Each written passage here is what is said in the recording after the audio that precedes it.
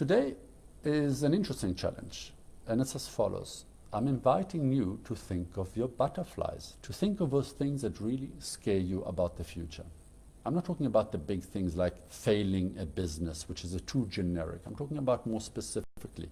Maybe it's running out of cash flow. Maybe it's not being able to pay your employees or your staff. Maybe it's running out of stock. Maybe it's a defect with the product that you invented. Maybe it's not being able to support somebody or to do a project or to grow the business or to find whatever it is. I do not want you to solve them. All I'm asking you is list them, as many as you wish. Just list them down.